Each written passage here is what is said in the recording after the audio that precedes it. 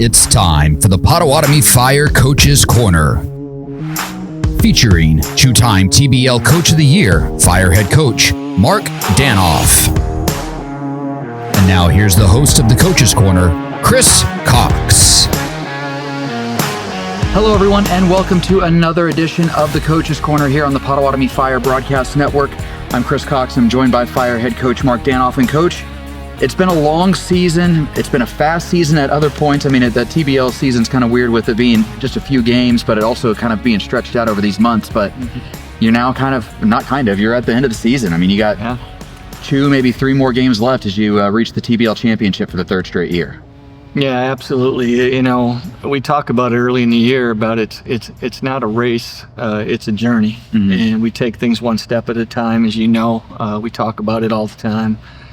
So I'm really happy for these guys to compete all the way to the end again this year, to be one of 2 teams still playing in late June.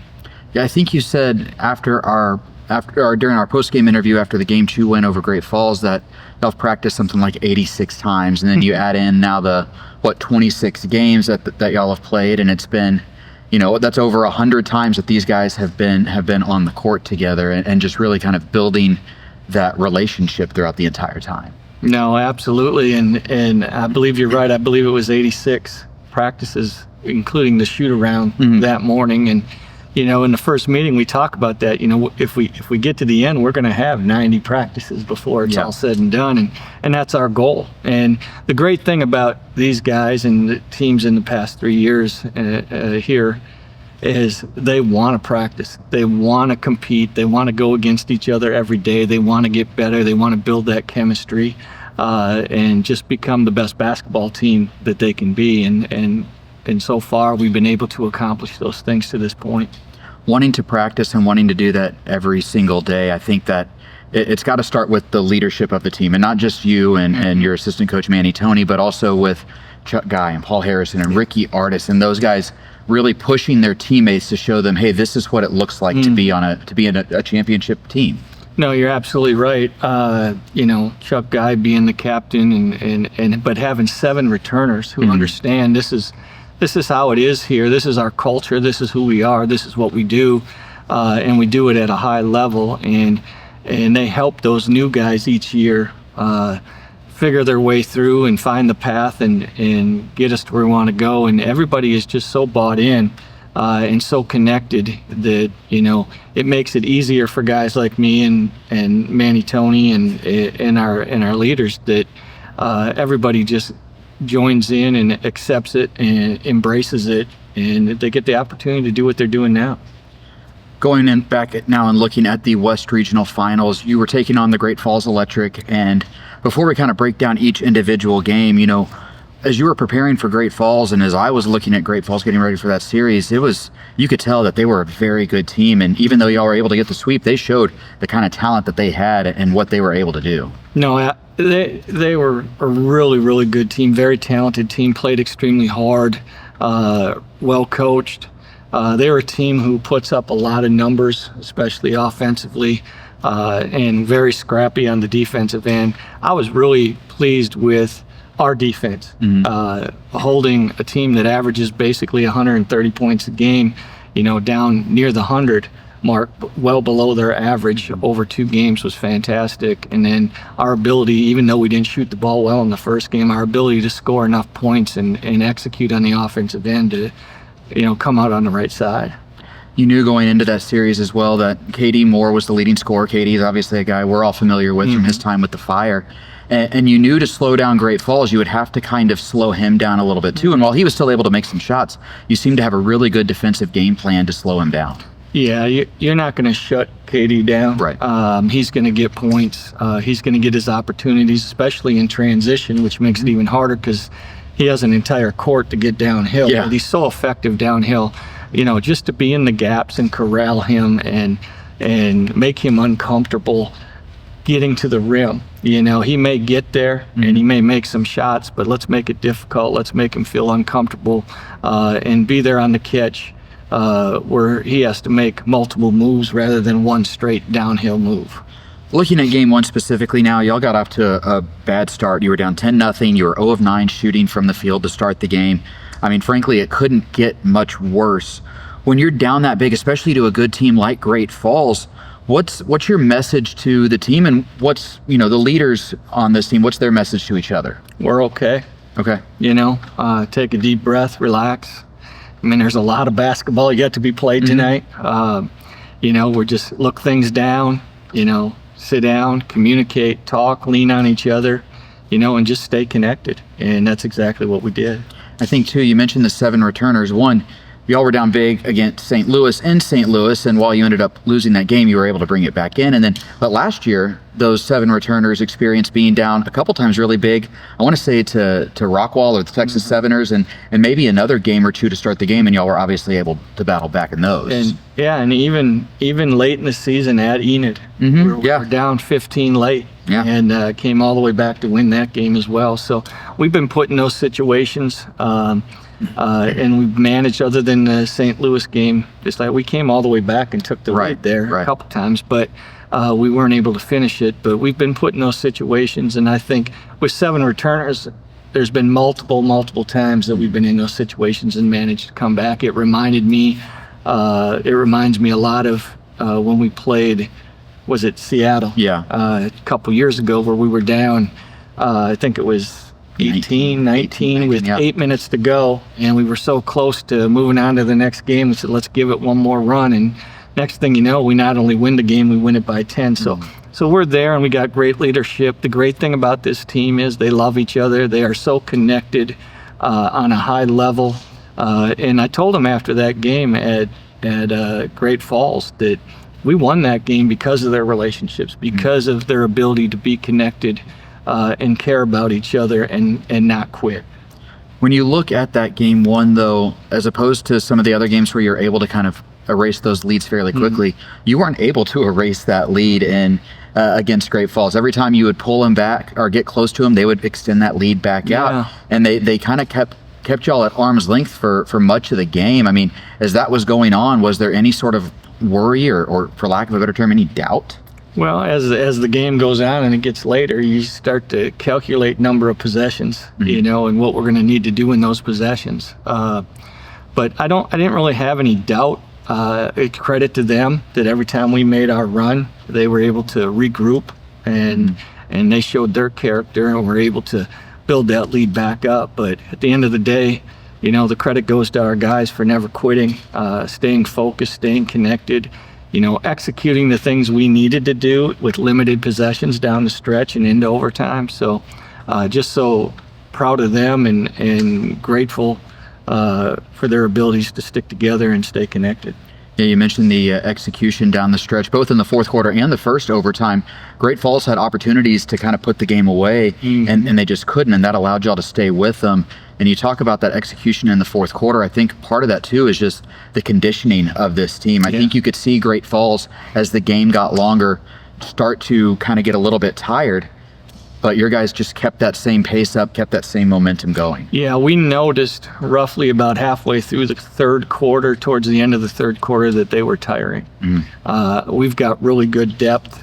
We've got guys, because of how hard we practice every day, and that we practice every day for sure at that level, our guys are in great shape. We don't have a lot of subs in practice. So, we go hard and we prepare and we make sure that we're doing all the right things, but we could tell there was some fatigue happening, and we just kept saying, get the stop and run. And when we ran, we got more and more opportunities. The ball started to go through the basket, and when you see the ball go through the basket, your defense lifts, and then your shot percentage increases as well. And we started to make shots, and all the pressure then is on Great Falls, no longer on us.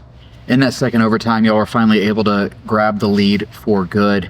And it's one of those things, it was one of those games to me that you just see championship teams and good teams win, because it was a game that at times it looked like y'all had no business winning, but you were able to keep fighting and just stay connected with each other, with Great Falls, and finally pull out the win. No, you're exactly right. And it's something we put on the board before every game as well, is, have champion characteristics. Show your champion. You are still the champions at this time till someone knocks you off, and that's exactly what those guys did. We've been here before. We've finished before. Let's stay in character and do what we do on a high level, and hopefully we end up on the right side. Looking at game 2 now, you were back here in Shawnee, and again, didn't get off to a great start. You were 1 of 9 to start the game shooting from the field, and then you fell actually down by 11 early in that first quarter. But unlike game 1, y'all were able to reel Great Falls in pretty quickly, and then in the second quarter, you're able to take the lead for good. No, absolutely, and we felt kind of the same way we did in the first game. We were getting shots, we just weren't finishing. But the energy level after the first time out just increased impressively, and then the ball started going through the basket. We're getting stops, we're getting out and running, we're getting points in transition, and even earlier in the game we saw a little fatigue from them than we did at third place. So we're used to taking early hits from people, so it's not something that catches us off guard. We wish they didn't always happen, but you're always going to get everybody's best effort every night, and usually in the first 5 minutes the energy is really high from your opponent. So once we got under control and got back to who we were again at a much earlier rate, we felt really good about how the game was proceeding. Y'all were able to stretch the lead out to as many as 24, and kind of during that extended run, you had several guys once again step up and make big shots, just like you did in game 1. Yeah, I thought several guys played extremely well. I thought Deshaun Munson was really good. I thought Chuck Guy did an excellent job of running the show, controlling the game, and then making big shots down the stretch as the game ended, and getting the ball to people in the right place to be successful. I thought Ricky Artis did an outstanding job defending. I thought Paul Harrison was really good moving Upshaw around and defending him all night, and Ja'Kai Simmons was terrific, knocking down those shots. The Ja'Kai we all have gotten to know and love, so really happy for him. And then the guys coming off the bench just gave us great minutes, were productive, brought high energy, cleaned the glass for us, and defended at a high level. Yeah, 3 guys finished with at least a double-double. Deshaun Munson had a triple-double. You mentioned after game 1 that being a team win to get that double overtime victory. Game 2, also very much a team victory. Absolutely, all the way down, and even the 2 or 3 guys that didn't get in the game, the job that they do preparing us and when their name is called, giving us great minutes and being productive. Everybody has value, and everybody is providing production for this team at any time. There was one scary moment in game 2. Forward Isaiah Wade, he was hitting the arm while grabbing a rebound, dislocated his shoulder. Can you give an update on him and his status moving forward? Yeah, he's doing well. Okay. He's comfortable. He had separated his shoulder, but they put it back in. He's on some medication right now. He's in treatment, and we'll wait to see, what his recovery is and where he's at by the time the weekend rolls around. We're going to take a break, and when Coach and I come back, we'll talk about the Fire's TBL Finals opponent, the Capital Seahawks. This is the Coach's Corner here on the Potawatomi Fire Broadcast Network. Saturday, July 12th, Fire Lake Arena in Shawnee presents a summer concert blockbuster. Smell of whiskey burning down Copperhead Road. The Oklahoma return of Steve Earle, plus special guest Reckless Kelly. Ragged as the road I'm on. Don't miss Oklahoma's own the Mike McClure duo, Crow and Gazelle. Saturday, July 12th. The doors open at 7. The show starts at 8. Tickets available at FireLakeArena.com. Saturday, July 12th, Fire Lake Arena on Hardesty Road in Shawnee. Are you ready to elevate your business with a new technology partner? Vive provides lightning-fast fiber internet up to 10 gigs, along with powerful technology solutions that enhance your security, productivity, and efficiency. Our dedicated team of business consultants will identify your business needs and recommend solutions to address your challenges. Don't wait. Claim your free technology evaluation today. Visit business.vivebroadband.com and discover why Vive is the premier choice for your business success. Welcome back to the Coach's Corner here on the Potawatomi Fire Broadcast Network. I'm Chris Cox. I'm joined by Fire head coach Mark Danoff. And Coach, for the 3rd consecutive year, you all are in the TBL Finals. You take on TBL newcomers in the Capital Seahawks. How important do you think it is going into this series, just the familiarity you all are with this situation as opposed to them being the new guys? No, I think that's a really good point. I think that helps us with those 7 returners. But, this team in particular, the Capitals, have a lot of veterans. Okay. They've played overseas. They've played in several leagues. They've had success in a lot of places. So they've been in these situations, maybe not in the TBL or with Capital, but very savvy, very veteran group, very talented group. So I think they'll be fine in the situation because many have been there other places. So I expect it to be a really good series. Over the past couple of years, we've talked a lot about the pressure that you all face and how every time y'all step on the court, you're playing for history. And right now, it's playing to be the first team to ever have a three-peat in TBL. As a coach, how do you help these players manage that pressure of playing for history every time they step on the floor? Yeah, we don't talk about it. Okay. I mean, I know that's a answer you hear from me all the time. Yeah. And maybe that's not fair. I think it's a really good question. We know it's there. Mm-hmm. It's never a discussion. It's focused on that game. We'll be focused on Saturday and Saturday alone until Saturday's over.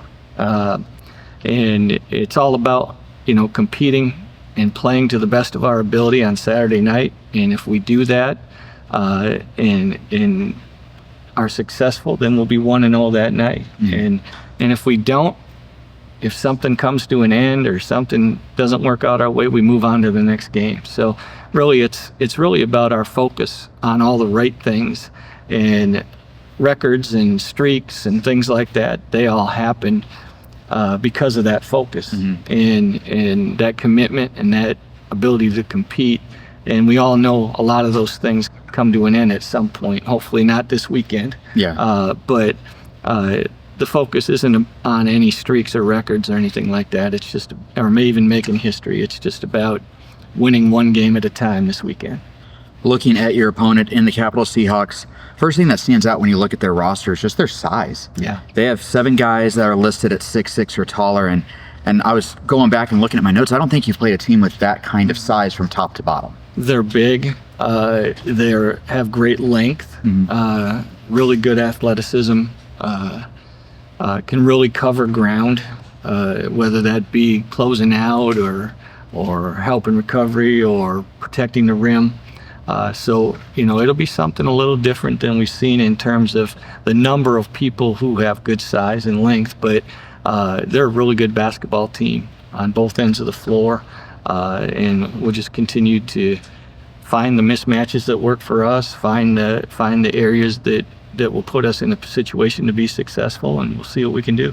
At Capital, a couple of really solid players on their roster as well. I think Andre Fox is one of their top scorers, along with Maurice Creek. And then, although he hasn't played, I know Nasir Kaur has been good for them, and I don't know what his availability is going to be like for this weekend. But they definitely have a couple of solid players with Fox and Creek that y'all are going to have to be aware of. No, and they're deep too. Mm-hmm. They have depth, very similar to us in a lot of ways. They can go a lot of different directions when they're looking for points. Creek certainly is a very good shooter. We're going to have to be there on the catch and make him take challenge shots all the time. I've been impressed with Fox as well. His ability to score in a variety of different ways, and really impressed with his offensive rebounding, going to the glass. At the same time, they've got several bigs, starting with Kennedy down there, and Braswell comes in and does a really nice job for him. And then Akano has been really good for him, and he's kind of a sleeping giant. He has the ability to really score some points, but they got several people like that. I like Gaines.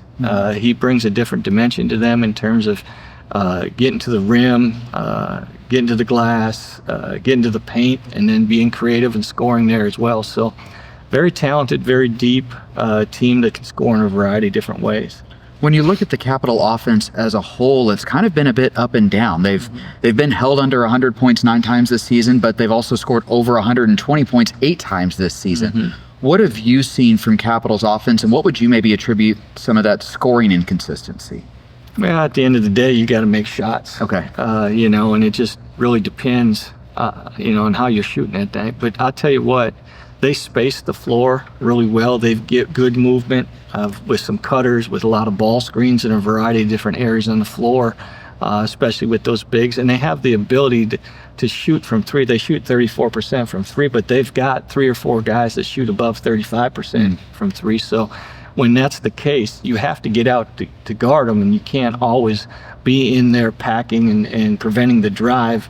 And when you do that, that opens the door for guys like Fox and Akano to get to the rim, and create havoc for you. Whether you got to rotate over and kill the play, and then they find those shooters again, or they finish at the rim. While the offense might be a little bit inconsistent for Capital, their defense has been pretty stout all season long. They're giving up just 102 points per game. They've held their opponent under 100 points 11 times. What have you seen from this Capital defense, and what do they do so effectively? Yeah, their length and their quickness and their athleticism really help. They do a good job staying, squared off at point of attack. They rotate real well. They're averaging over 4 blocks a game, so they're protecting the rim with those big guys, and even not so much even the 6'9" and 7-footers. Those guards are coming over and helping and rotating and protecting the rim as well. So they have the ability to really get to people, to really stay in front, cause havoc, very scrappy, play extremely hard. You've talked a lot about playing your best basketball when the postseason rolls around. Well, not only are you guys playing your best basketball, having won 19 in a row, Capital also playing their best basketball. They won 11 in a row, 13 of their last 15 going back to the beginning of May. This final series, at least on paper, seems to be a really good matchup, and one that I would think the TBL would be very happy with. Oh, I would think so. It's 2 of the better teams that are playing their best basketball at this time of the year. And 2 very talented teams, 2 teams that have shown they play extremely hard. They represent the league at the highest level. So it should be a really fun series this weekend. And you are just 2 wins away from that three-peat. What's it going to take this weekend to get those 2 wins? We've got to play with that same energy, that same effort, that same level of connectivity, lean on each other through any adversity, and just execute on both ends of the floor, whatever those schemes end up being as we approach Saturday and through practice this week, and just do things at a really high level. And I think if we do that, we give ourselves a great chance. All right, Coach. Well, thank you very much, and we'll talk to you in the finals. Sounds good. Thank you. That's going to do it for this edition of the Coach's Corner. The TBL Finals begin this coming Saturday. Game 1 will be on Saturday night here inside Fire Lake Arena. In fact, all 3 games will be here inside Fire Lake Arena. They'll all tip off at 7 p.m. Like I said, Game 1 on Saturday, 7 p.m. Be sure to come out, fans, and be loud and cheer on the Fire, fill up this place, and make, again, Fire Lake Arena the best home court in all of TBL. Tickets for all 3 games are available now. You can get tickets online by visiting PotawatomiFire.com/tickets. You can also call the Fire Lake Arena box office, and then, of course, you can always get tickets on the day of the game when the doors open. For more information on the Fire and TBL, be sure to follow the Fire on social media. You can also follow the Fire and find more information out online at PotawatomiFire.com. That will do it for us today. For Fire head coach Mark Danoff, I'm Chris Cox, and we'll talk to you in the finals right here on the Potawatomi Fire Broadcast Network.